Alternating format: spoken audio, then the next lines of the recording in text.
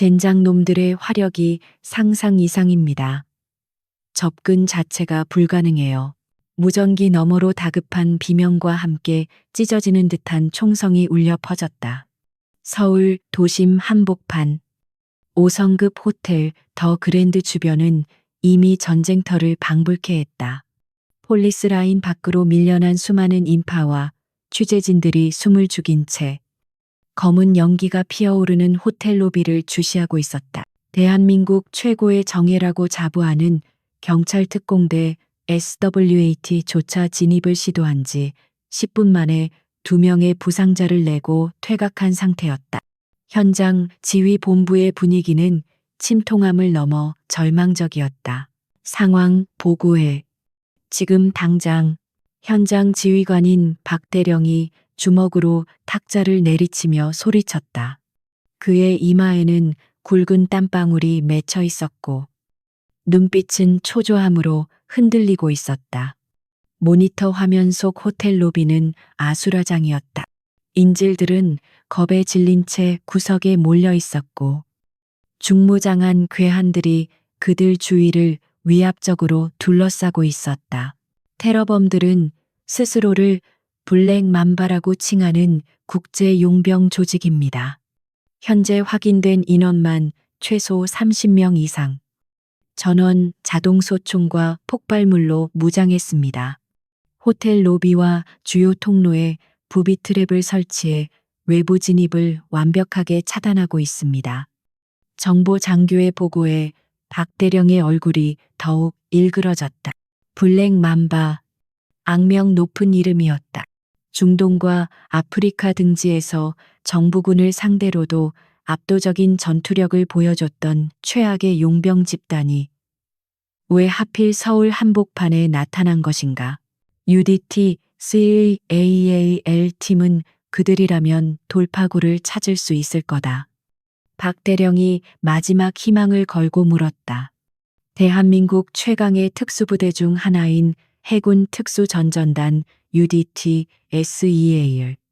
그들이라면 이 불가능해 보이는 상황을 타개할 수 있을지도 몰랐다. 하지만 돌아온 대답은 그의 기대를 무참히 짓밟았다.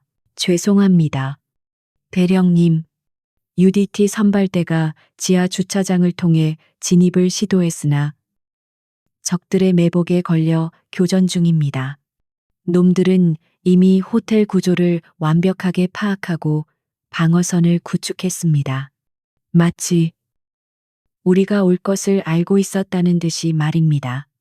그 순간 지휘본부의 메인 스피커에서 소름 끼치는 기계음 섞인 목소리가 흘러나왔다. 친애하는 한국의 지휘관 여러분, 너무 애쓰지 마시오. 당신들의 그 자랑스러운 장난감 병정들로는 우리를 막을 수 없다는 걸 아직도 모르겠소. 모두의 시선이 스피커로 향했다. 테러범들의 리더였다. 여유롭고 오만한 목소리. 그는 이 상황을 철저히 즐기고 있었다. 우리의 요구 조건은 간단하오. 3시간 내에 현금 1억 달러와 헬기를 준비하시오. 그리고 우리 인질 중 한 명이 약간의 부상을 입었소. 인도주의적인 차원에서 의사를 보내주길 바라오. 아, 물론 아무나 되는 건 아니지. 잠시 침묵이 흘렀다. 놈은 뜸을 들이며 지휘본부의 반응을 살피는 듯했다. 우리는 신사적인 사람들이요. 거친 남자 의사는 사양하겠소. 겁먹어서 손이라도 떨면 곤란하니까. 젊고 예쁜 여자 의사로 보내주시오. 우리 대원들이 심심해하기도 하고 말이지. 크하하하. 스피커 너머로 들려오는 저질스러운 웃음소리에 지휘본부 내의 모든 인원들이 분노로 이를 갈았다. 이것은 명백한 조롱이자 도발이었다. 인명을 담보로 잡고 자신들의 유희를 즐기겠다는 악질적인 속셈이었다. 이 개자식들이.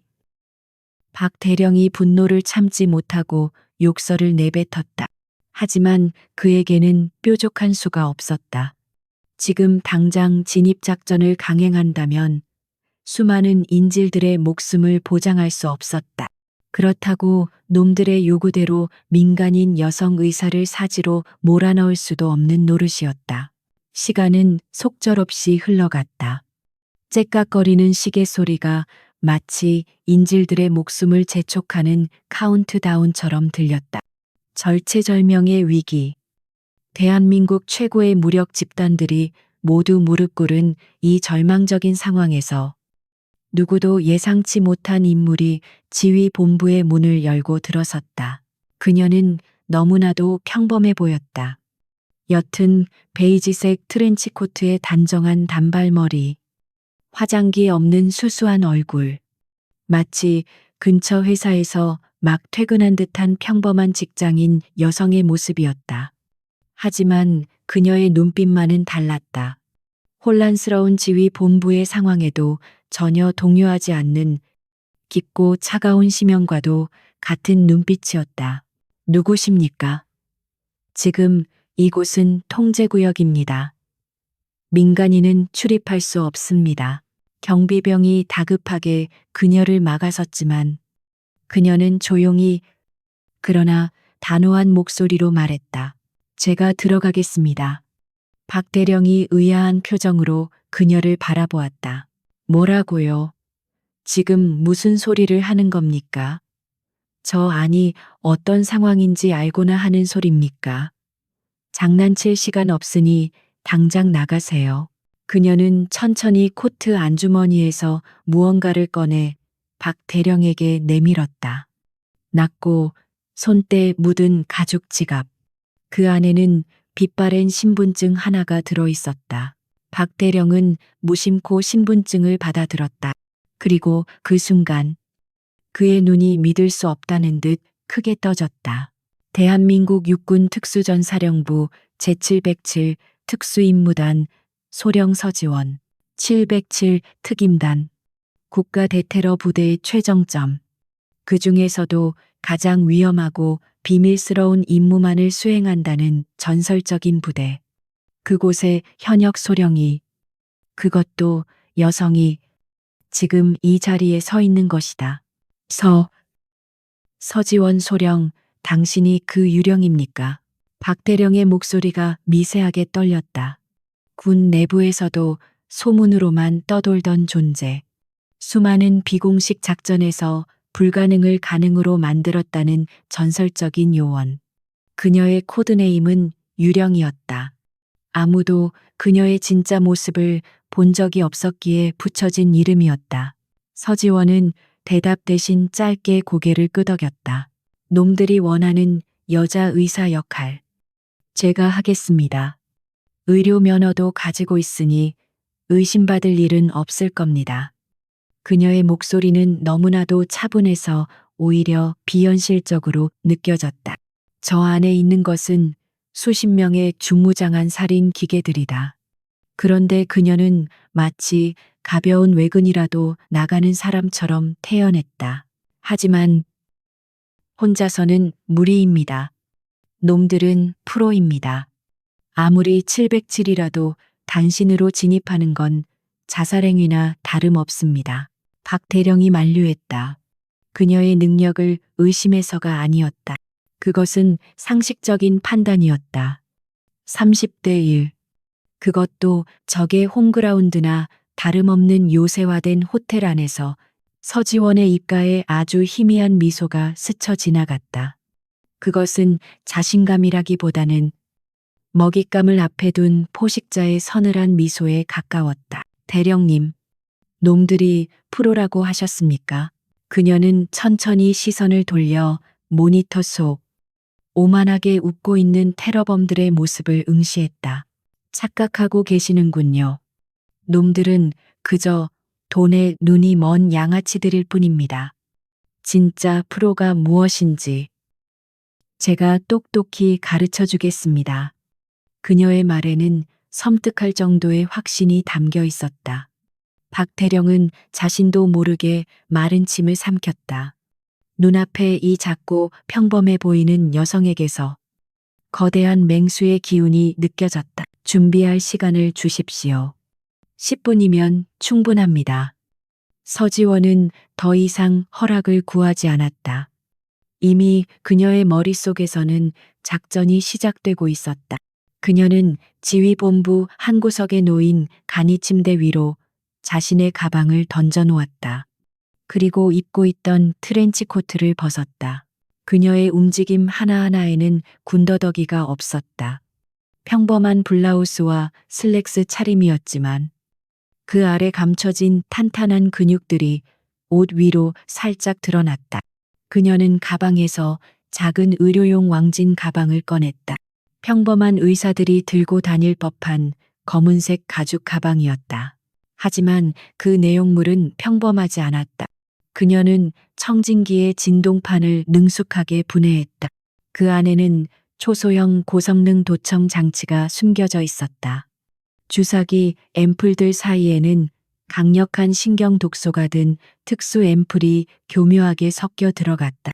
수술용 메스는 겉보기엔 평범했지만 특수 합금으로 제작되어 방탄조끼조차 뚫을 수 있는 날카로움을 지니고 있었다. 통신은 이 인이어로 유지하겠습니다. 제가 신호를 보내기 전까지는 절대 먼저 교신을 시도하지 마십시오. 놈들이 전파 탐지기를 가지고 있을 확률이 높습니다. 그녀는 쌀알만한 크기의 인이어를 귓속 깊숙이 밀어 넣으며 말했다. 그녀의 표정은 이미 작전 모드로 완전히 전환되어 있었다. 방금 전까지의 평범한 직장인 여성은 온데간데 없고 오직 임무만을 생각하는 냉철한 살인 병기만이 그 자리에 있었다. 소령. 부디 무사히 돌아오시오. 당신이 우리의 유일한 희망이오. 박 대령이 비장한 목소리로 말했다. 그는 더 이상 그녀를 말릴 수 없다는 것을 깨달았다. 이제 모든 것은 그녀의 손에 달려 있었다. 서지원은 대답 없이 가방을 챙겨들었다. 그리고 지휘본부를 나서기 직전 잠시 멈춰서서 뒤를 돌아보지 않은 채 나지막이 말했다. 걱정 마십시오. 청소는 금방 끝날 겁니다. 호텔 정문 앞 폴리스 라인을 넘어선 서지원의 발걸음은 위태로워 보였다. 일부러 어깨를 움츠리고 걸음걸이에 망설임을 담았다. 누가 봐도 겁에 질려 억지로 떠밀려 나온 민간인 여성의 모습이었다. 호텔 로비의 회전문이 천천히 돌아갔다. 그녀가 로비에 발을 들이는 순간 수십 개의 붉은 레이저 조준점이 그녀의 몸 위를 어지럽게 수놓았다. 숨막히는 긴장감이 공기를 무겁게 짓눌렀다. 환영하오. 닥터. 기다리고 있었소. 로비 중앙. 화려한 샹들리에 아래 거만한 자세로 앉아있던 남자가 입을 열었다. 스피커를 통해 들었던 바로 그 목소리였다. 블랙 맘바의 리더. 바이퍼. 그는 선글라스 너머로 서지원을 훑어보며 비릿한 미소를 지었다. 생각보다 훨씬 괜찮은데 우리 취향을 아주 잘 아는군. 한국 경찰 나리들은 주변에 있던 용병들이 낄낄거리며 저속한 농담을 주고받았다. 그들의 시선은 노골적으로 서지원의 몸을 훑고 있었다. 먹잇감을 앞에 둔 하이에나 떼와 같았다. 서지원은 짐짓겁에 질린 연기를 하며 몸을 떨었다. 고개를 푹 숙인 채 가방을 쥔 손에 힘을 주어 하얗게 질린 것처럼 보이게 했다. 저 환자는 어디에 있나요? 그녀의 목소리는 가늘게 떨리고 있었다. 완벽한 위장이었다. 서두를 것 없어. 닥터. 그 전에 검문이 필요하겠지. 혹시 모르잖아. 그 예쁜 옷 속에 위험한 장난감이라도 숨겨왔을지. 바이퍼가 턱짓을 하자 덩치 큰 용병 2명이 음흉한 웃음을 흘리며 서지원에게 다가왔다. 그들의 손이 거칠게 그녀의 몸을 더듬기 시작했다. 명백한 성추행이었지만 검문이라는 명목하에 자행되는 폭력이었다. 서지원은 수치스러움에 눈물을 글썽이는 척하며 비명을 질렀다. 이러지 마세요. 전 그냥 의사일 뿐이에요. 그녀의 비명은 용병들의 가학적인 즐거움을 더욱 부추길 뿐이었다. 하지만 그들은 꿈에도 몰랐다. 겁에 질려 떨고 있는 그녀의 눈동자 깊은 곳에서 차가운 사리가 조용히 타오르고 있다는 것을 그녀는 이 모든 수모를 감내하며 냉정하게 적들의 정보를 수집하고 있었다. 정면 2층 난간, 저격수 2명, 삼시 방향 기둥 뒤, 기관총 사수 1명, 로비 중앙, 바이퍼 포함 돌격조 5명, 나머지 인질 감시조 4명. 그녀의 머릿속에서는 이미 호텔 로비의 3D 지도가 그려지고 있었고 각 적들의 위치와 동선이 실시간으로 업데이트되고 있었다. 조금만 더 즐겨둬라. 쓰레기들아, 너희들의 파티는 곧 끝날 테니. 서지원은 속으로 차갑게 되뇌었다. 707의 유령이 드디어 적진 한복판에 침투했다. 바이퍼는 자신의 무릎 위에 놓인 태블릿 PC 화면을 손가락으로 툭툭 두드렸다. 화면에는 겁에 질려 떨고 있는 한국 정부 고위 관료들의 얼굴이 실시간으로 중계되고 있었다. 그는 이 상황이 더할 나위 없이 유쾌했다. 한 나라의 운명을 좌지우지한다고 믿는 자들이 지금은 자신의 손아귀에서 생쥐꼴이 되어 있는 것이다. 어이, 거기 넥타이 맨 양반. 표정 좀 펴시지. 누가 보면 장례식장에라도 온 줄 알겠어. 바이퍼의 조롱에 인질들 중 한 명이 흠칫 몸을 떨었다. 땀으로 번들거리는 그의 얼굴은 공포로 하얗게 질려 있었다. 바이퍼는 만족스러운 듯 킬킬거렸다. 그는 용병 생활 15년 동안 수많은 전장을 누볐다. 아프리카의 내전 지역부터 남미의 마약 카르텔 전쟁까지 돈이 되는 곳이라면 어디든 그의 무대였다. 그에게 있어 폭력은 가장 확실한 대화 수단이었고 공포는 가장 효율적인 통제 도구였다. 이번 서울 작전도 마찬가지였다. 그저 조금 더 규모가 크고 판돈이 더 클 뿐이었다. 보스, 외부 동향이 심상치 않습니다. 경찰 병력이 계속 증강되고 있고 군 특수부대 차량으로 추정되는 트럭들도 몇 대 더 도착했습니다. 부관인 스콜피온이 무전기를 통해 보고했다. 그는 호텔 옥상에서 외부 감시를 맡고 있었다. 신경 쓸 것 없어. 놈들은 겁쟁이들이야.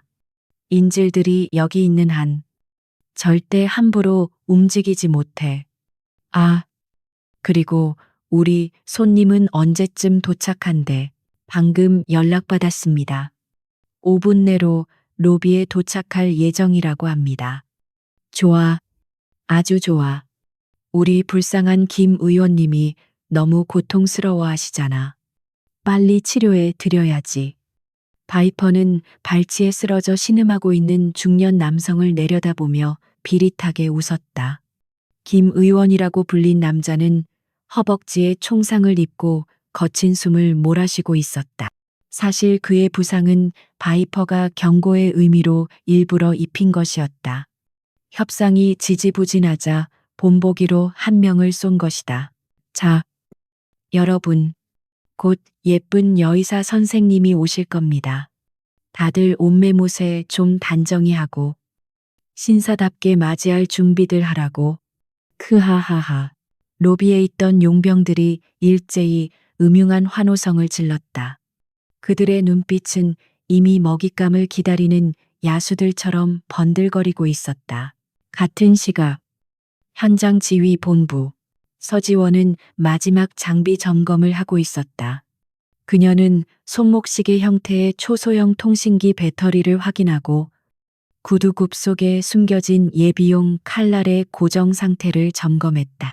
모든 것이 완벽했다. 소령님, 정말 괜찮으시겠습니까? 지금이라도 작전을 취소하고 다른 방법을. 정보장교가 걱정스러운 얼굴로 물었다. 그는 서지원의 프로필을 방금 확인했다.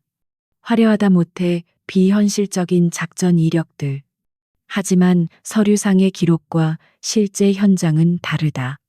아무리 뛰어난 요원이라도 혈혈단신으로 적의 소굴에 들어가는 것은 너무나 큰 도박이었다. 서지원은 거울 속에 비친 자신의 모습을 마지막으로 점검했다. 평범하고 유약해 보이는 여성. 완벽한 위장이었다. 그녀는 정보 장교를 돌아보며 담담하게 말했다. 다른 방법이 있었다면 저를 부르지도 않으셨겠죠. 걱정 마십시오. 전 죽으러 가는 게 아닙니다. 이기러 가는 겁니다. 그녀의 목소리에는 한치의 흔들림도 없었다. 그것은 단순한 자신감이 아닌 수많은 실전을 통해 다져진 강철 같은 확신이었다. 바이퍼에 대한 정보는 확실한가요? 네. 본명은 알렉세이 볼코프. 전직 스페츠나츠 출신으로 알려져 있지만 확인된 바는 없습니다. 잔혹하고 교활한 성격으로 인지를 이용한 심리전에 능합니다. 특히 여성을 약자로 보고 가학적인 행동을 즐기는 성향이 있습니다. 서지원의 눈매가 날카로워졌다. 가학적인 성향이라 약점을 스스로 드러내는군요. 오만함은 가장 큰 빈틈이죠. 그녀는 머리를 질끈 묶었다. 이제 출격할 시간이었다. 진입 30초 전. 지휘본부 내의 모니터들이 일제히 호텔 입구를 비췄다. 서지원이 천천히 폴리스 라인을 넘어 호텔을 향해 걸어가는 모습이 잡혔다. 그녀의 뒷모습은 너무나 작고 연약해 보였다. 지켜보는 모든 이들이 숨을 죽였다. 호텔 정문 자동문이 열리고 서지원은 마침내 블랙맘바의 영역으로 발을 들였다. 차가운 로비의 공기가 그녀를 맞이했다. 화약 냄새와 피비린내가 섞인 역한 냄새가 코를 찔렀다. 수십 개의 총구가 그녀를 향했다. 평범한 사람이라면 그 자리에 주저앉아 오줌을 지렸을지도 모를 위압감이었다. 하지만 서지원의 심박수는 평소와 다름없이 일정했다. 그녀의 뇌는 이미 초고속으로 상황을 분석하고 있었다. 12시 방향. 소파에 앉은 남자. 바이퍼. 3시 방향 기둥 뒤. 기관총. 9시 방향 2층 난간. 저격수. 그녀는 일부러 더 몸을 움츠리며 바이퍼를 향해 천천히 걸음을 옮겼다. 두려움에 떠는 연기는 그녀에게 숨 쉬는 것만큼이나 자연스러웠다. 오, 드디어 오셨군. 우리의 나이팅게일. 바이퍼가 자리에서 일어나 과장된 몸짓으로 그녀를 환영했다. 그는 천천히 그녀에게 다가왔다. 거구의 그림자가 서지원을 덮쳤다. 가까이서 보니 더 미인이시네. 이런 험한 곳에 오기엔 너무 아까운 얼굴이야. 바이퍼가 그녀의 턱을 거칠게 잡아 올렸다. 서지원은 흠칫 놀란 척하며 시선을 피했다. 그녀의 눈동자가 불안하게 흔들렸다. 물론 연기였다. 저 환자분은 어디 계시죠? 성격도 급하시지. 환자는 도망 안 가. 그보다 먼저 우리랑 인사부터 나누는 게 예의 아니겠어. 바이퍼가 낄낄거리며 그녀의 어깨에 팔을 둘렀다. 명백한 성희롱이었다. 그의 몸에서 역겨운 땀 냄새와 담배 냄새가 났다. 서지원은 속에서 치밀어 오르는 구역질을 억누르며 최대한 불쌍하고 가련한 표정을 지었다. 제발 이러지 마세요. 무서워요. 무서워, 하하하, 당연히 무섭겠지. 여기가 어디라고 제 발로 기어들어와. 하지만 걱정 마. 우리 말만 잘 들으면 다치게 하진 않을 테니까. 물론 어떻게 하느냐에 달렸지만 말이야. 바이퍼의 손이 은근슬쩍 그녀의 허리를 쓰다듬었다. 서지원은 온몸에 소름이 돋았지만 지금은 참아야 했다. 아직은 때가 아니었다. 조금만 더 방심해라. 내 놈이 가장 안전하다고 느끼는 그 순간이 바로 내 제삿날이 될 테니까. 그녀는 바이퍼의 허리춤에 있는 기폭 장치를 곁눈질로 확인했다. 예상대로였다. 놈은 기폭 장치를 항상 몸에 지니고 있었다. 저것을 무력화시키는 것이 이번 작전의 핵심이었다. 자, 그럼 이제 본격적인 검문을 시작해볼까, 얘들아. 너무 거칠게 다루지는 마라. 우리 귀한 손님이시니까. 바이퍼의 명령이 떨어지자 기다렸다는 듯이 용병들이 몰려들었다. 그들의 탐욕스러운 손길이 그녀의 몸을 향해 뻗어왔다. 서지원은 눈을 질끈 감았다. 지금 이 순간의 굴욕은 잠시 후 놈들에게 선사할 지옥을 위한 작은 입장료일 뿐이었다. 카운트다운은 이미 시작되었다. 시간을 조금 거슬러 올라가 서지원 소령이 지휘본부에 처음 모습을 드러냈던 순간 지휘본부 안은 그야말로 아수라장이었다. 각 부대 지휘관들의 고성과 무전기에서 흘러나오는 다급한 보고들이 뒤엉켜 혼란 그 자체였다. 박 대령은 밀려드는 압박감에 머리가 터질 지경이었다. 인질들의 생명이 경각에 달린 상황에서 뾰족한 해결책은 보이지 않았다. 그때 본부 입구에서 작은 소란이 일었다. 비키세요. 제가 들어가야 한다고요. 아, 글쎄 안 된다니까요. 여기는 민간인 출입 통제 구역입니다. 경비병과 실랑이를 벌이고 있는 작은 체구의 여성. 그녀의 목소리는 다급했지만 어딘지 모르게 힘이 있었다. 박 대령은 짜증스러운 표정으로 그쪽을 돌아보았다. 안 그래도 복잡해 죽겠는데 민간인까지 난입하다니. 무슨 일이야, 당장 내보내. 박 대령의 호통에 경비병이 난처한 표정을 지었다. 죄송합니다. 대령님, 이분이 자꾸. 그 순간 경비병의 팔을 뿌리치고 여성이 성큼성큼 지휘 통제실 안으로 들어왔다. 그녀는 주저없이 박 대령 앞으로 다가갔다. 가까이서 본 그녀는 생각보다 훨씬 젊고 그리고 평범했다. 아니, 평범하다 못해 유약해 보이기까지 했다. 핏기 없는 하얀 얼굴에 가느다란 팔목, 금방이라도 쓰러질 것 같은 인상이었다. 당신 뭐야, 여기가 어디라고 함부로 들어와. 박 대령이 버럭 소리를 질렀다. 하지만 여성은 눈 하나 깜짝하지 않았다. 그녀는 차분하게 그러나 또렷한 목소리로 말했다. 인질 중에 부상자가 있다고 들었습니다. 그리고 테러범들이 여자 의사를 요구하고 있다는 것도요. 박 대령은 순간 말문이 막혔다. 이 극비 사항을 민간인이 어떻게 알고 있는 거지? 그걸 당신이 어떻게? 제가 들어가겠습니다. 의사 자격증 있습니다. 그녀는 품에서 의사 면허증을 꺼내 박 대령 앞에 내밀었다.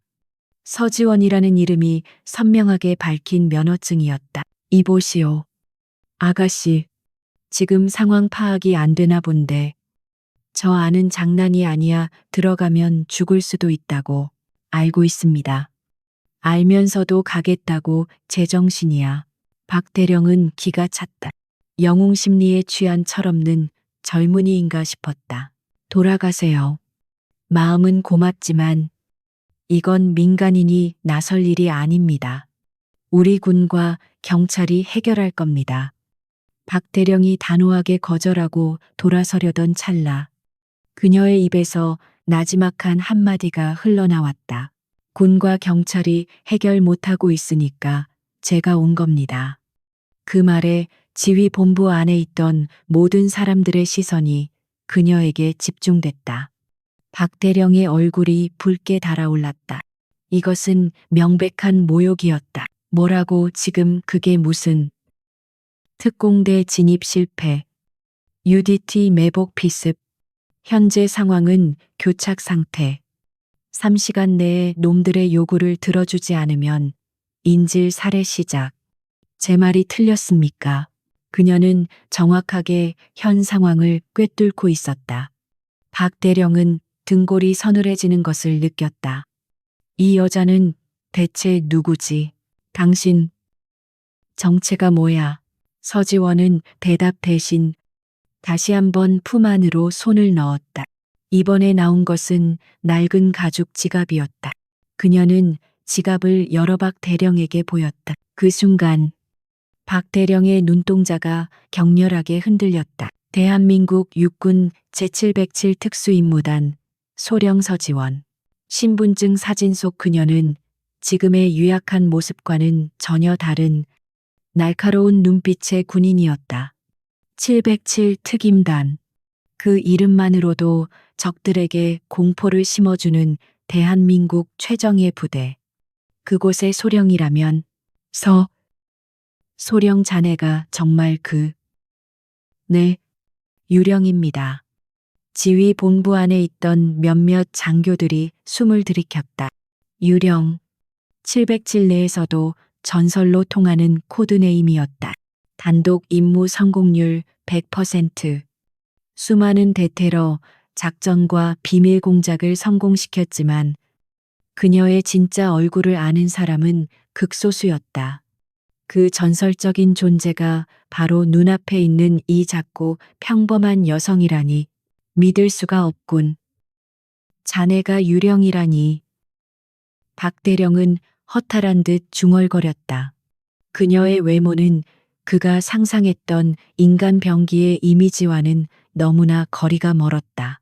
외모는 가장 좋은 위장 수단이죠. 서지원이 덤덤하게 말했다. 그녀는 자신의 평범한 외모가 임무 수행에 얼마나 큰 이점이 되는지 누구보다 잘 알고 있었다. 적들은 그녀를 보는 순간 방심하게 된다. 그리고 그 방심은 곧 죽음으로 이어진다.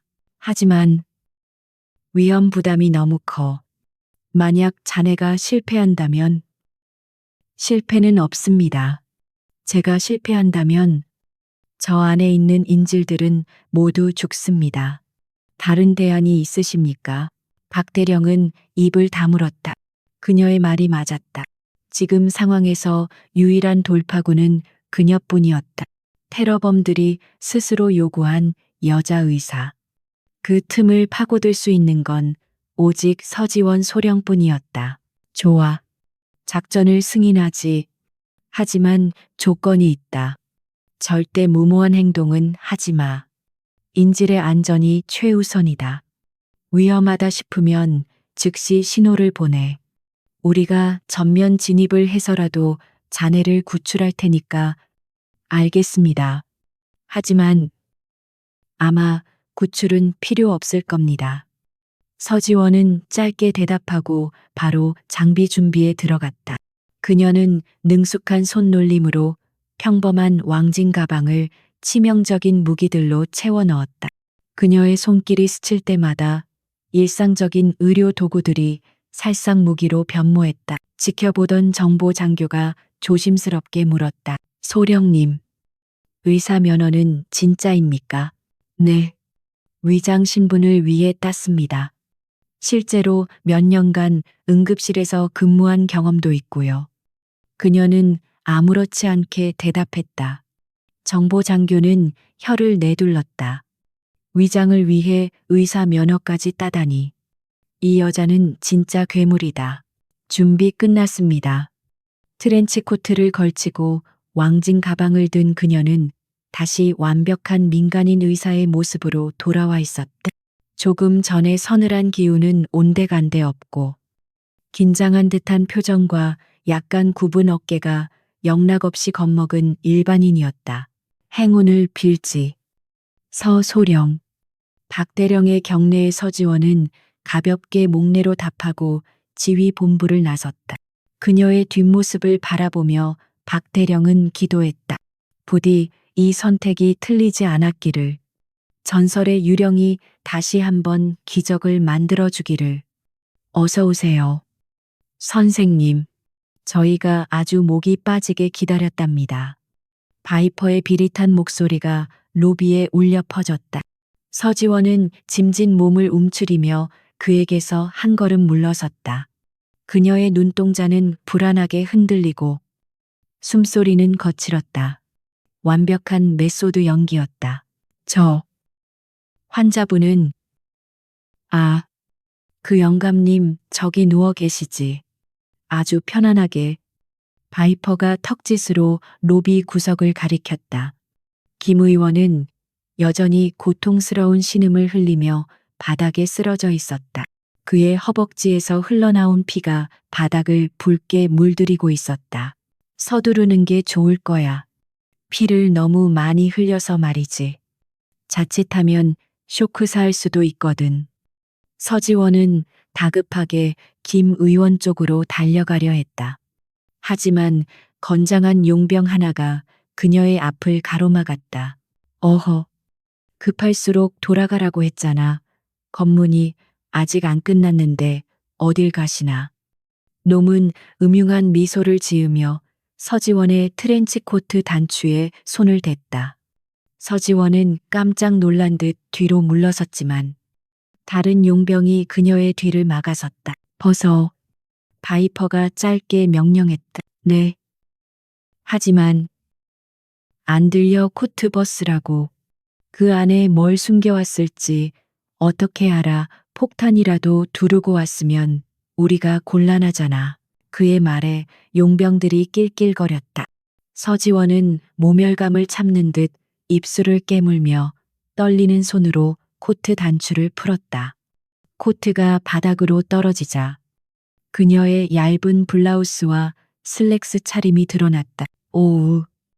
몸매가 아주 죽여주는데 의사하기엔 아까운 몸이야. 용병들의 휘파람 소리가 로비를 채웠다. 그들의 시선은 노골적으로 그녀의 몸을 훑고 있었다.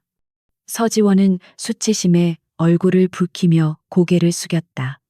하지만 그 와중에도 그녀의 눈은 바쁘게 움직이고 있었다. 9시 방향 기둥 뒤 클레이모어 설치 확인. 12시 방향 계단 입구. 동작 감지 센서.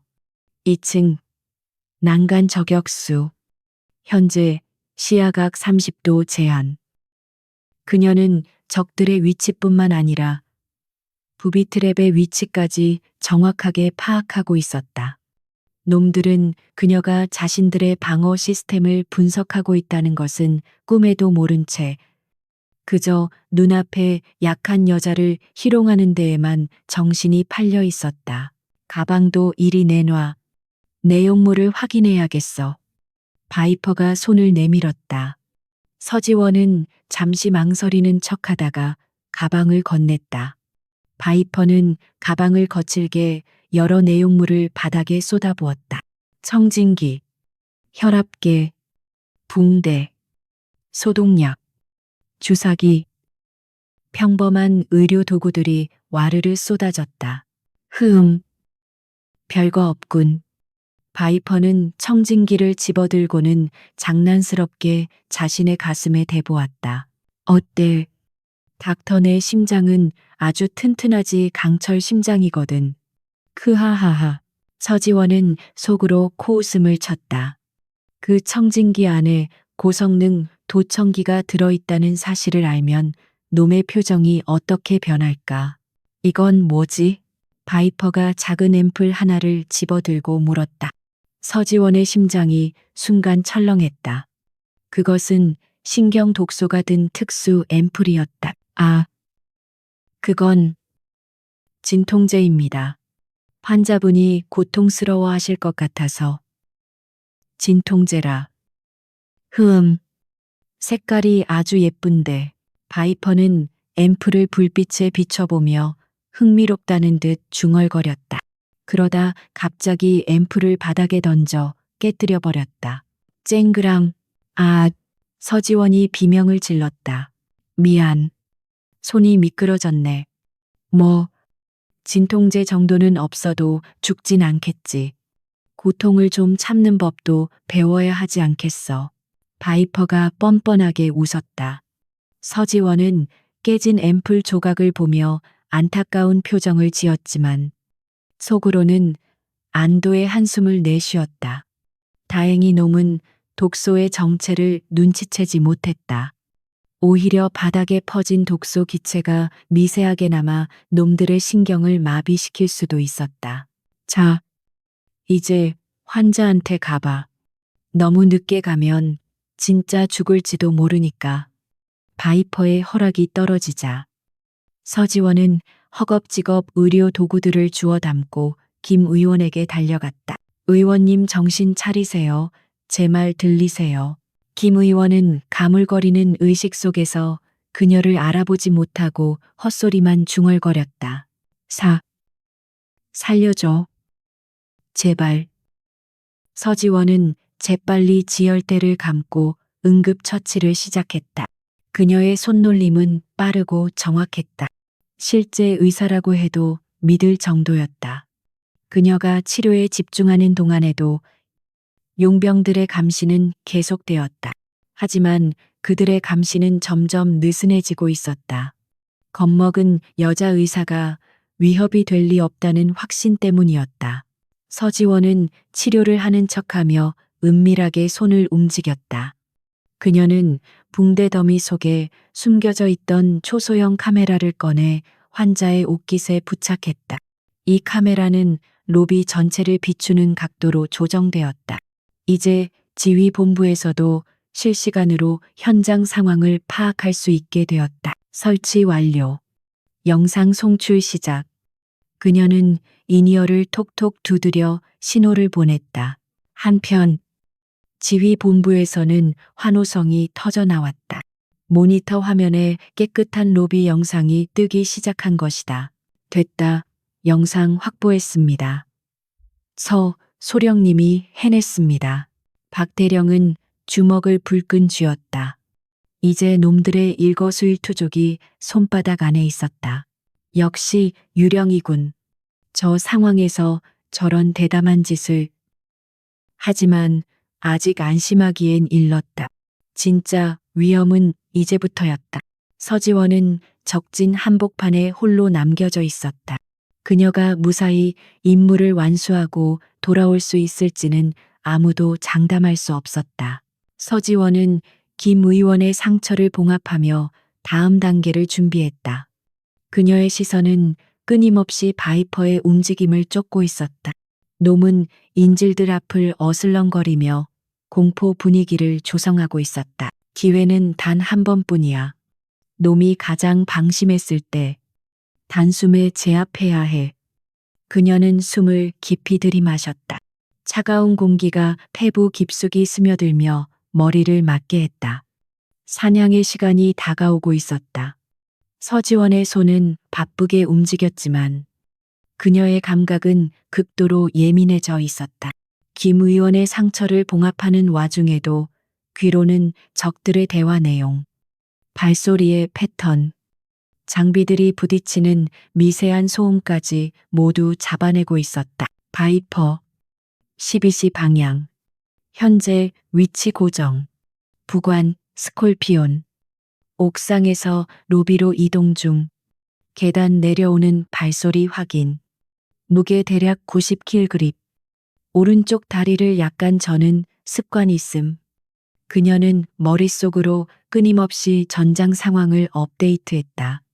마치 고성능 컴퓨터가 데이터를 처리하듯 모든 정보들이 유기적으로 연결되어 하나의 완벽한 작전 지도로 완성되어 갔다. 어이, 닥터. 아직 멀었어. 너무 정성스럽게 치료해 주는 거 아니야. 한 용병이 다가와 그녀의 어깨를 툭 쳤다. 서지원은 짐짓 놀란 척하며 몸을 움츠렸다. 거의 다 됐습니다. 조금만 더. 빨리 끝내고 우리랑 놀자고. 저 영감탱이 피 냄새 맡는 것보다 훨씬 재밌을 텐데 말이야. 낄낄. 놈은 그녀의 귓가에 대고 역겨운 입냄새를 풍기며 속삭였다. 서지원은 속으로 구역질을 삼키며 고개를 끄덕였다. 조금만 기다려라. 내 놈의 그 더러운 입. 영원히 다물게 해줄 테니. 그녀는 마지막 매듭을 지으며 남몰래 손가락 사이에 얇은 금속 조각 하나를 숨겼다. 수수용 바늘이었다. 아주 작고 가늘지만 급소를 정확히 찌른다면 치명적인 무기가 될 수 있었다. 김 의원의 치료가 끝나자 서지원은 주섬주섬 도구들을 챙겼다. 그때 그녀의 눈에 로비 중앙에 거대한 샹들리에가 들어왔다. 샹들리에를 지탱하는 굵은 와이어가 2층 난간 기둥에 고정되어 있었다. 저 와이어를 끊으면 샹들리에가 로비 중앙으로 떨어진다. 바이퍼와 주력 병력 5명을 한꺼번에 무력화시킬 수 있어 좋은 생각이었다. 하지만 와이어까지 접근하는 것이 문제였다. 그때 기회가 찾아왔다. 화장실 좀 다녀와도 될까요?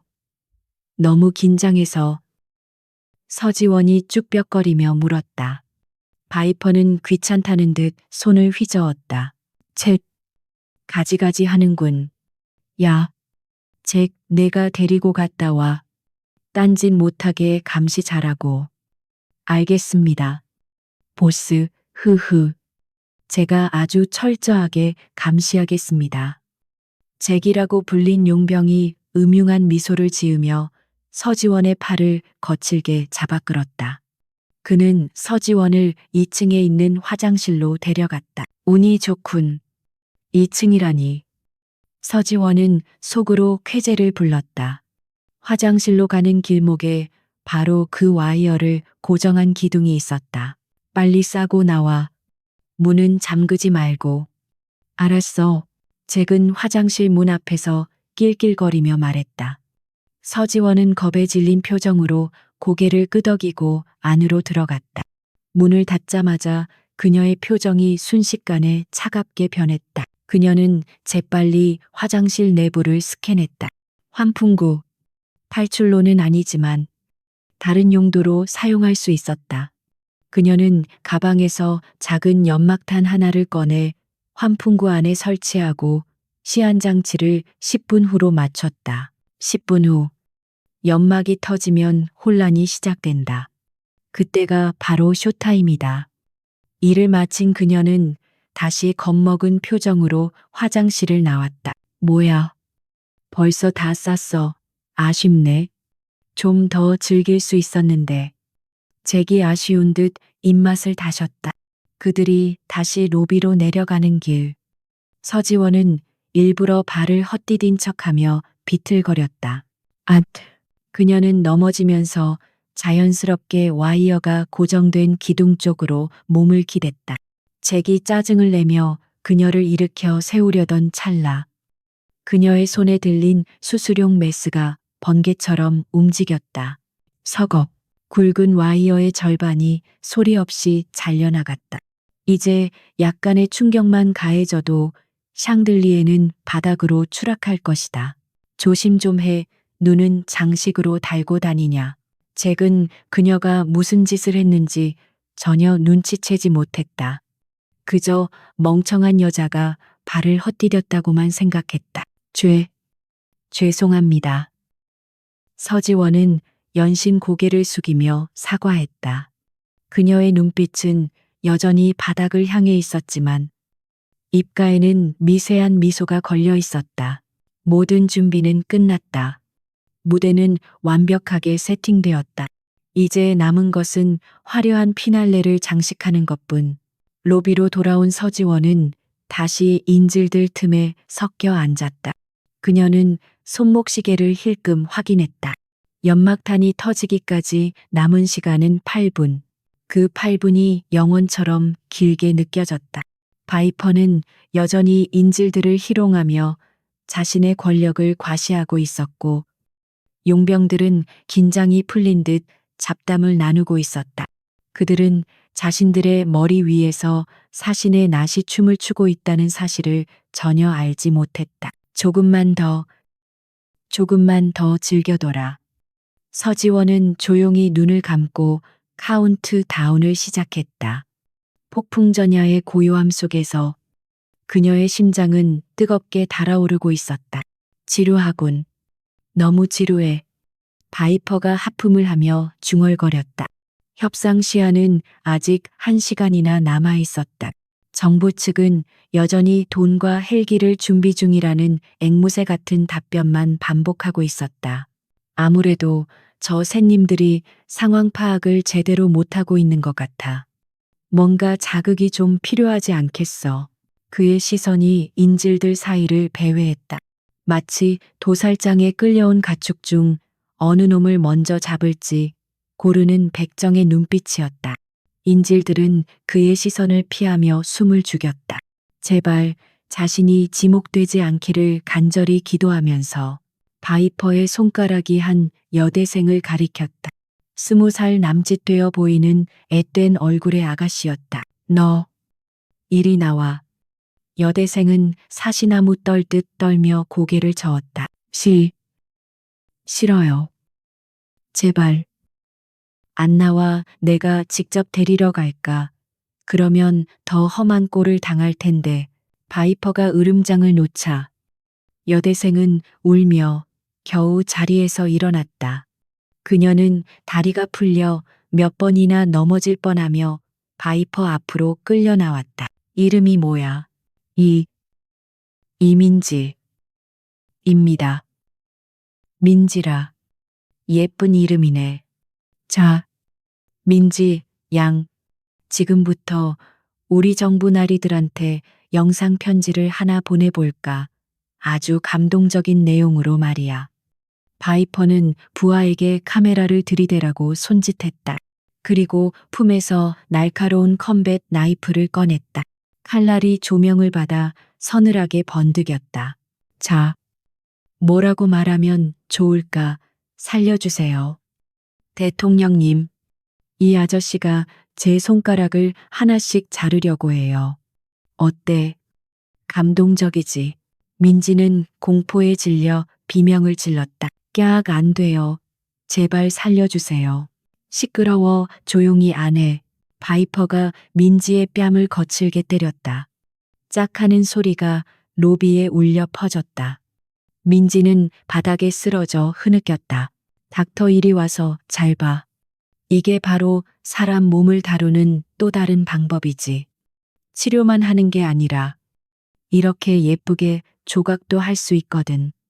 바이퍼가 서지원을 불렀다. 그녀에게 이 잔혹한 광경을 강제로 지켜보게 함으로써 공포심을 극대화하려는 속셈이었다. 서지원은 천천히 그들에게 다가갔다. 그녀의 표정은 여전히 겁에 질린 듯했지만 주먹은 하얗게 질릴 정도로 꽉 쥐어져 있었다. 이 쓰레기 같은 놈. 분노가 치밀어 올랐지만 아직은 참아야 했다. 연막탄이 터지기까지 남은 시간은 3분. 지금 섣불리 움직였다간 모든 계획이 수포로 돌아갈 수 있었다. 보세요. 보스. 의사 선생님 얼굴이 아주 창백해지셨는데요. 금방이라도 기절하실 것 같습니다. 킬킬. 주변 용병들이 낄낄거리며 조롱했다. 바이퍼는 민지의 머리채를 잡아 올려 카메라를 보게 했다. 자, 웃어야지. 민지 양. 마지막으로 예쁜 얼굴을 전 국민한테 보여줘야지 않겠어.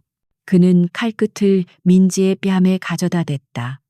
차가운 금속의 감촉에 민지는 숨조차 제대로 쉬지 못했다. 그만하세요. 제발. 서지원이 참지 못하고 소리쳤다. 그녀는 무릎을 꿇고 바이퍼에게 애원했다. 제가 대신할게요. 저 학생은 놔주세요. 제발요. 바이퍼의 손이 멈췄다. 그는 흥미롭다는 듯 서지원을 내려다보았다. 호 나이팅게일 정신이 투철하신데 자기가 대신 희생하겠다. 감동적이어서 눈물이 다 날 지경이야. 그는 민지를 거칠게 밀쳐내고 서지원에게 다가왔다. 좋아. 원한다면 그렇게 해주지. 대신 그냥은 안 돼. 우리 대원들이 아주 심심해하거든. 뭔가 재밌는 걸 보여줘야 하지 않겠어. 바이퍼는 음흉한 미소를 지으며 서지원의 블라우스 단추에 손을 댔다. 여기서 스트립쇼라도 한번 해보는 게 어때? 의사 선생님의 섹시 댄스라. 시청률 대박 나겠는걸 크아하. 용병들이 환호성을 지르며 휘파람을 불어댔다. 모욕과 수치심이 극에 달했다. 서지원은 고개를 숙인 채 부들부들 떨었다. 하지만 그것은 공포 때문이 아니었다. 이제 곧 터져 나올 폭풍 같은 분노를 억누르기 위한 필사적인 몸부림이었다. 이분, 아니, 더 이상은 못 기다려. 그녀의 인내심이 한계에 다다랐다. 무고한 소녀가 눈앞에서 고통받는 것을 더 이상 지켜볼 수 없었다. 계획을 수정해야 했다. 서지원은 천천히 고개를 들었다. 그녀의 눈빛에서 두려움이 걷히고 대신 차갑고 날카로운 살기가 서리기 시작했다. 왜 그래? 갑자기 꿀먹은 벙어리가 됐나? 어서 벗어보라고. 바이퍼가 재촉하며 그녀의 어깨를 거칠게 잡았다. 그 순간 서지원의 입가에 서늘한 미소가 스쳤다. 그래. 원한다면 보여주지. 내 진짜 모습을. 그녀의 목소리는 더 이상 떨리지 않았다. 낮고 차분하지만 소름 끼칠 정도로 위압적인 목소리였다. 바이퍼는 순간적으로 이상한 기류를 감지하고 멈칫했다. 뭐야? 너. 서지원의 손이 천천히 움직여 자신의 이니어를 눌렀다. 피닉스. 작전명 변경. 지금 즉시 청소를 시작한다. 그녀의 신호와 동시에 2층 화장실 환풍구에서 폭음과 함께 자욱한 연기가 뿜어져 나오기 시작했다. 콱쾅. 뭐야, 무슨 일이야. 용병들이 당황하며 우왕좌왕하는 사이 로비는 순식간에 희뿌연 연기로 뒤덮였다. 혼란의 도가니 속에서 유령이 드디어 사냥을 시작했다. 뭐야, 불이야, 가스 누출인가. 2층에서 시작된 자욱한 연기가 순식간에 로비 천장을 뒤덮으며 아래로 내려오고 있었다. 시야가 흐려지자 용병들은 당황하여 소리를 질렀다. 인질들은 비명을 지르며 더욱 구석으로 몸을 숨겼다. 침착해, 당황하지 마라. 위치 사수해. 바이퍼가 고함을 지르며 부하들을 진정시키려 했다. 그는 본능적으로 눈앞의 여자를 의심했다. 방금 전까지 벌벌 떨던 여의사의 분위기가 너무나도 급작스럽게 변했기 때문이었다. 너, 내년이 한 짓이냐. 바이퍼가 총구를 서지원에게 겨누며 으르렁거렸다.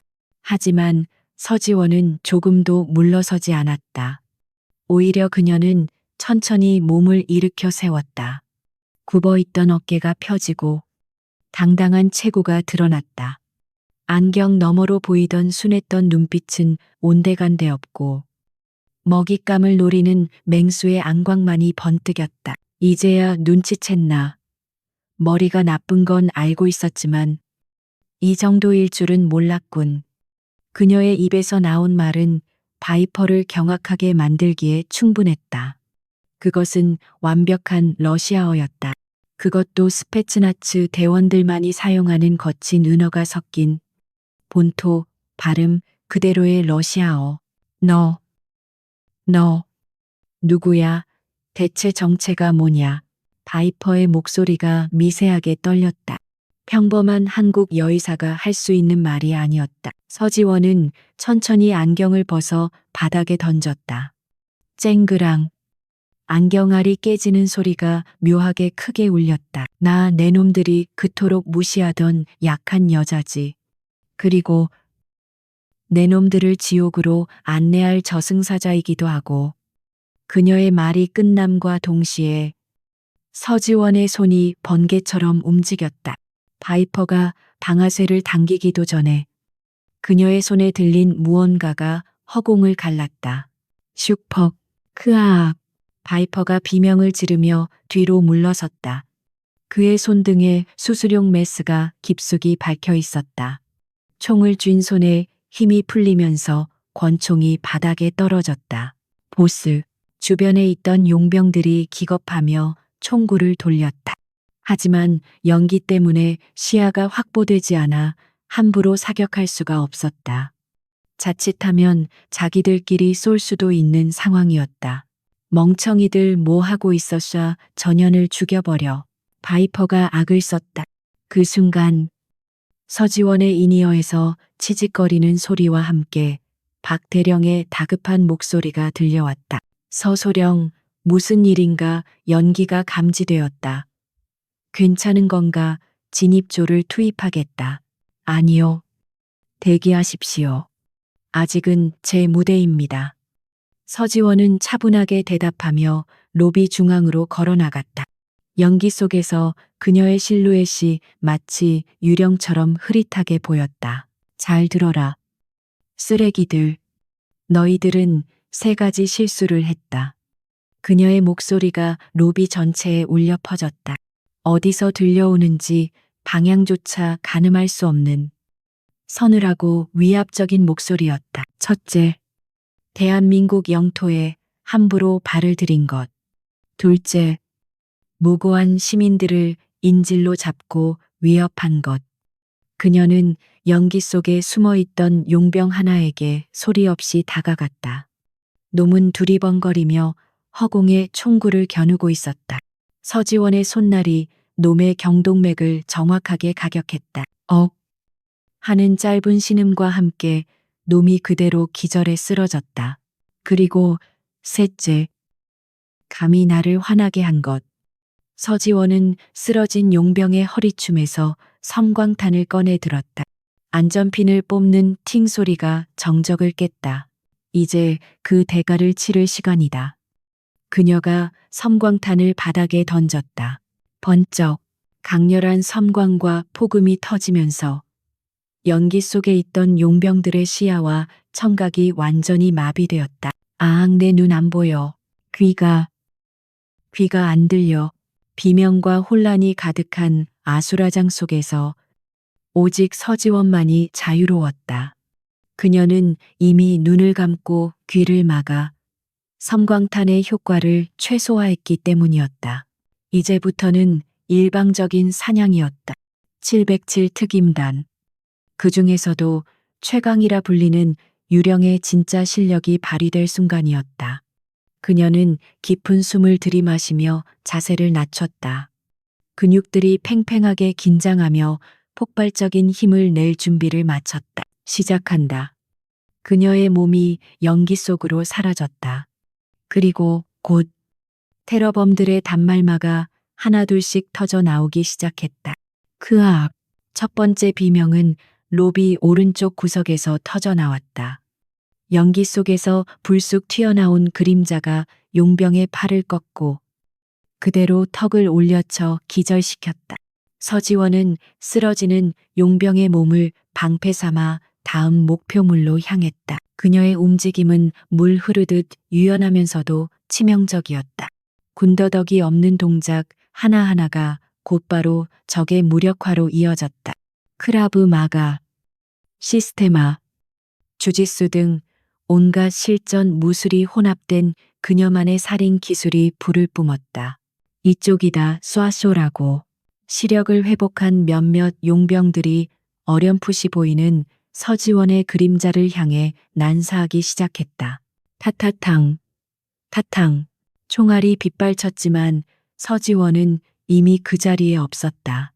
그녀는 바닥을 구르며 엄폐물 뒤로 숨었다가 반대편에서 튀어나와 사격하던 용병의 허벅지에 나이프를 꽂아 넣었다. 으악, 내 다리. 고통에 몸부림치는 놈의 얼굴을 무릎으로 강타해 조용히 시킨 그녀는 곧바로 다음 타깃을 찾았다. 2층 난간의 저격수였다. 놈은 혼란스러운 로비 상황에 당황하여 누구를 쏴야 할지 갈피를 못 잡고 있었다. 서지원은 로비 중앙의 그랜드 피아노 위로 뛰어올랐다. 그리고 망설임 없이 와이어가 끊어져 위태롭게 매달려 있던 샹들리에를 향해 도약했다. 그녀의 손에 들린 권총이 불을 뿜었다. 탕! 정확하게 샹들리에에 남은 와이어를 명중시켰다.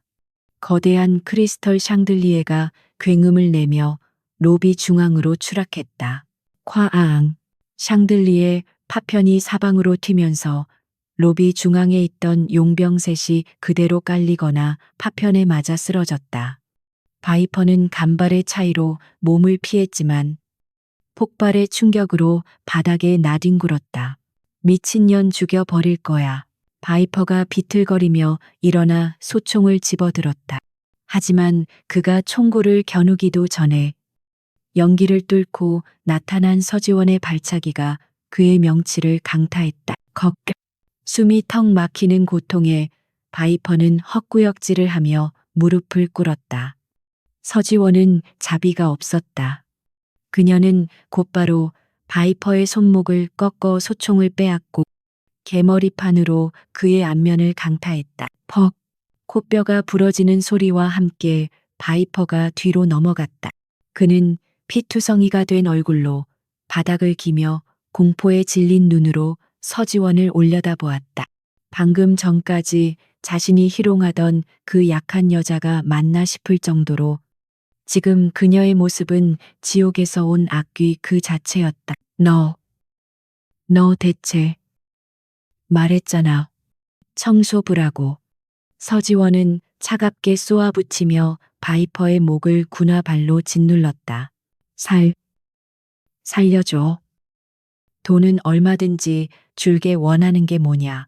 조금 전까지만 해도 인질들의 목숨을 가지고 장난치던 오만한 테러리스트 리더는 온데간데 없고 목숨을 구걸하는 비루한 겁쟁이만이 남아있었다. 원하는 거 간단해.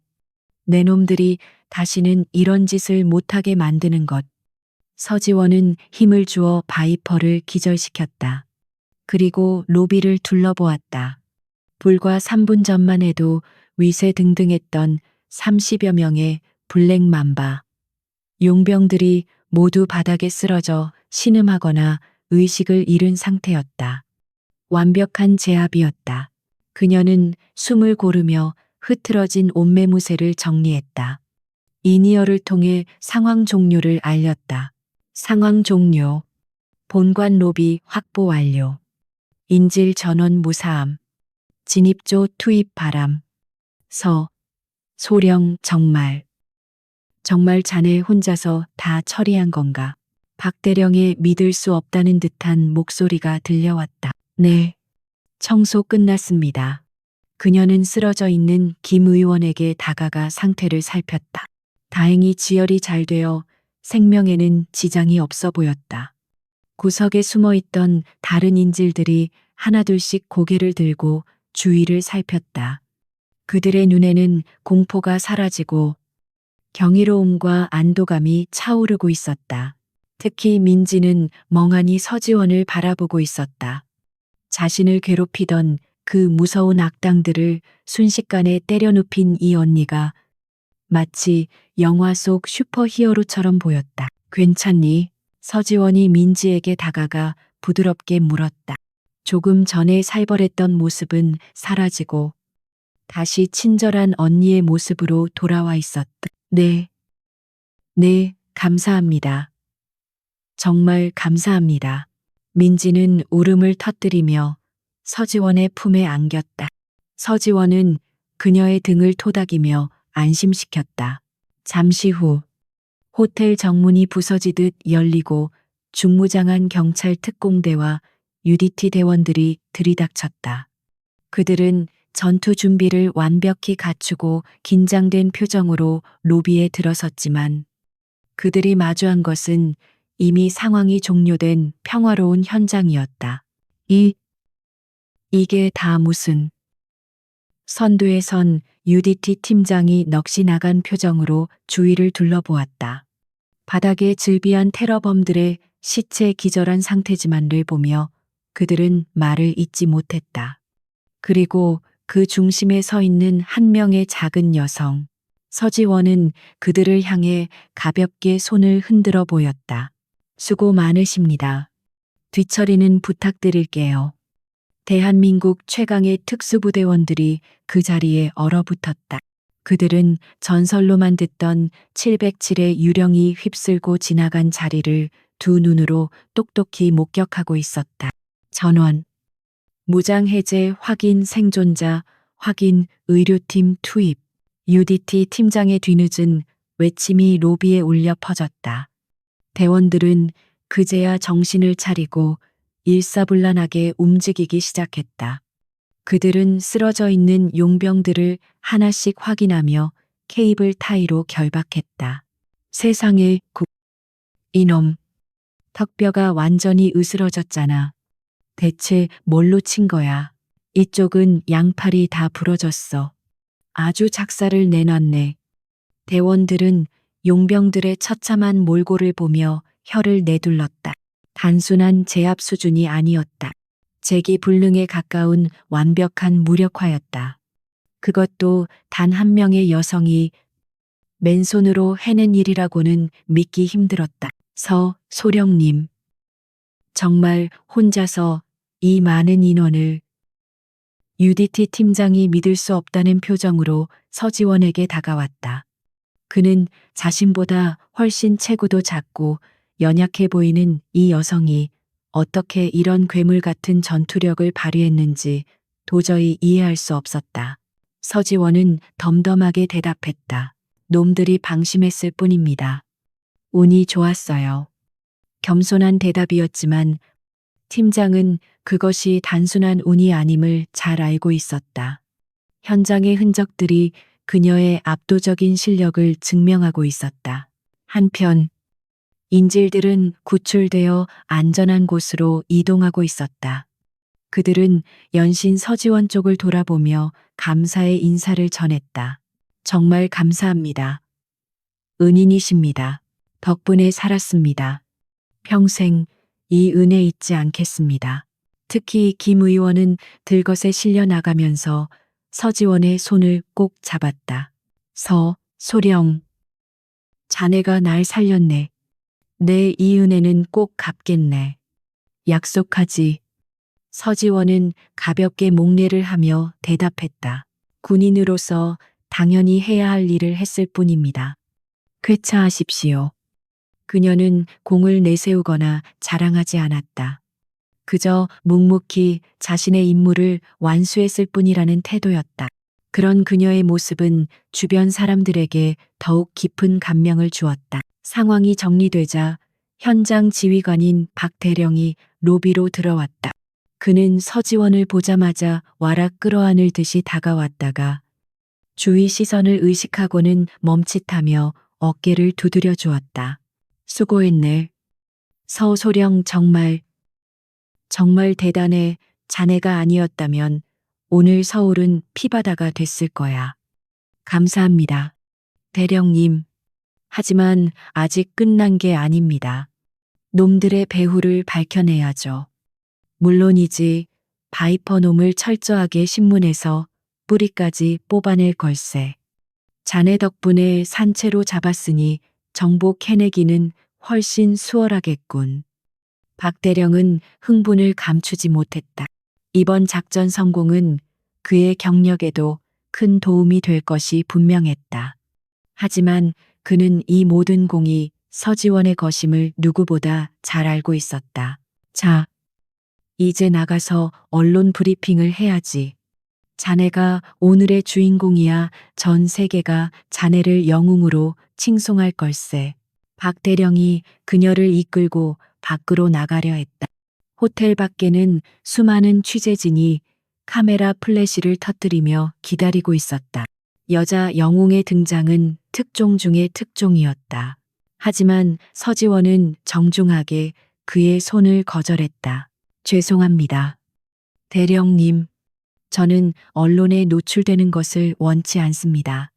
아니, 왜 이런 자랑스러운 일을 해놓고 제 임무는 그림자 속에서 움직이는 것입니다. 얼굴이 알려지면 앞으로의 작전에 지장이 생길 수 있습니다. 이번 일은 군과 경찰의 합동 작전 성공으로 발표해 주십시오. 그녀의 단호한 태도에 박 대령은 잠시 당황했지만 곧 고개를 끄덕였다. 그녀는 진정한 프로였다. 명예나 인기보다 임무를 우선시하는 참군인의 모습이었다. 알겠네. 자네 뜻이 정 그렇다면 아쉽지만 어쩔 수 없지. 하지만 내 개인적으로는 꼭 포상을 상신하겠네. 마음만 받겠습니다. 그럼 저는 이만 복귀해 보겠습니다. 서지원은 경례를 하고 뒤돌아섰다.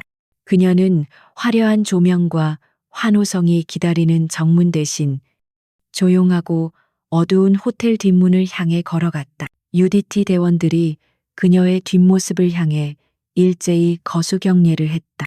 그것은 계급을 떠나 진정한 강자에 대한 경의의 표시였다. 뒷문으로 빠져나온 서지원은 차가운 밤 공기를 깊이 들이마셨다. 피비린내와 화약 냄새로 가득했던 폐가 정화되는 느낌이었다. 그녀는 트렌치코트 깃을 세우고 다시 평범한 시민의 모습으로 돌아갔다. 거리에는 여전히 구급차 사이렌 소리와 경찰차 경광등이 요란했지만 그녀에게는 이미 지나간 일이었다. 그녀는 인파 속으로 섞여 들어가며 마치 아무 일도 없었다는 듯 조용히 사라졌다. 오늘도 무사히 끝났네. 그녀는 밤하늘을 올려다보며 작게 중얼거렸다.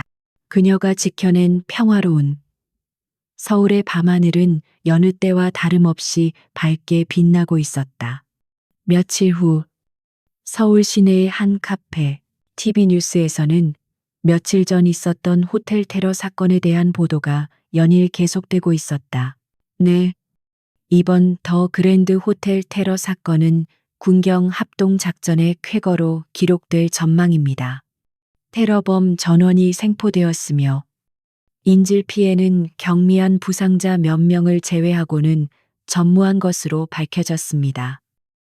앵커의 멘트와 함께 화면에는 현장에서 체포되어 끌려 나오는 바이퍼와 용병들의 모습이 비쳤다. 그들은 하나같이 붕대를 감고 휠체어를 타거나 들것에 실려 나오는 처참한 몰골이었다. 한편 이번 작전에서 결정적인 역할을 한 것으로 알려진 숨은 영웅에 대한 관심이 뜨겁습니다. 일부 목격자들의 증언에 따르면 한 여성 의사가 단신으로 테러범들을 제압했다고 하는데요. 당국은 이에 대해 공식적인 확인을 해주지 않고 있습니다. 카페 구석 자리에 앉아 커피를 마시던 서지원은 피식 웃으며 TV 화면에서 시선을 거두었다. 그녀는 평범한 청바지에 니트 차림으로 노트북을 펴놓고 무언가를 작업 중이었다. 누가 봐도 평범한 프리랜서나 대학원생처럼 보였다. 저기 뉴스 봤어. 진짜 대박이지 않아? 여자 혼자서 그 많은 테러범들을 다 잡았대. 옆 테이블의 손님들이 흥분하며 떠드는 소리가 들렸다. 에이, 설마 그냥 소문이겠지. 영화도 아니고 그게 말이 돼. 아니야. 진짜래. 거기 인질로 잡혔던 내 친구가 직접 봤대. 엄청 예쁘고 연약해 보이는 언니가 갑자기 헐크처럼 변해서 다 때려 눕혔다고 하더라니까. 서지원은 그들의 대화를 들으며 조용히 미소 지었다. 자신을 헐크에 비유한 것이 조금 우습긴 했지만 나쁜 기분은 아니었다. 그때 그녀의 휴대전화가 진동했다. 박 대령이었다. 네, 대령님. 소령. 지금 어디인가 자네에게 전해줄 게 있어서 말이야. 카페에 있습니다. 무슨 일이시죠? 김 의원. 아니, 이제 장관 내정자지. 그 양반이 자네를 꼭 한번 만나고 싶어 하네.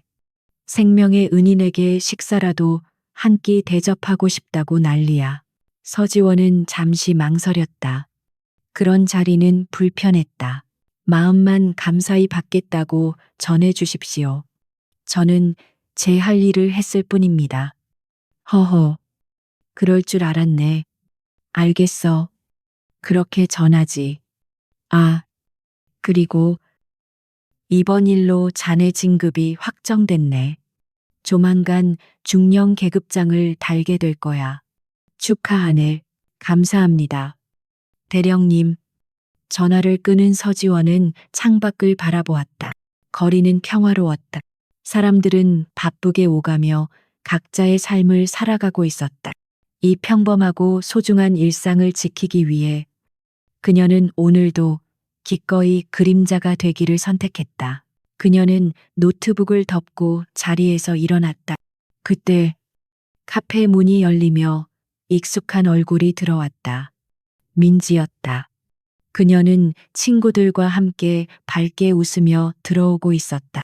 테러의 공포는 어느새 잊은 듯 그녀의 얼굴에는 활기가 넘쳤다. 서지원과 민지의 시선이 아주 잠깐 허공에서 마주쳤다. 민지는 고개를 갸웃하며 서지원을 바라보았다. 어디서 본 듯한 얼굴인데 기억이 날 듯 말 듯 한 표정이었다. 서지원은 살짝 미소 지으며 가볍게 목례를 하고 카페를 나섰다. 민지는 그녀의 뒷모습을 잠시 바라보다가 친구들의 부름에 다시 고개를 돌렸다. 그래, 그거면 됐어. 잊고 평범하게 살아가는 것. 그게 내가 바라는 최고의 보상이야. 서지원은 따스한 햇살을 받으며 거리 속으로 걸어 들어갔다. 그녀는 언제나 우리 곁에 있을 것이다. 평범한 이웃의 얼굴을 하고 가장 위험한 순간에 나타나 우리를 지켜주는 수호천사처럼. 에필로그. 세상에는 보이는 것이 전부가 아닌 경우가 많습니다. 평범해 보이는 사람 속에 놀라운 비범함이 숨겨져 있을지도 모릅니다.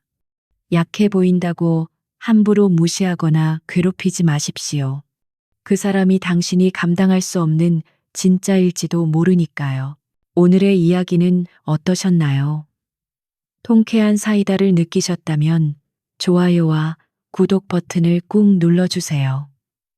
여러분의 소중한 댓글은 다음 작전 수행에 큰 힘이 됩니다. 그럼 다음 시간에 더 짜릿한 이야기로 찾아뵙겠습니다. 충성.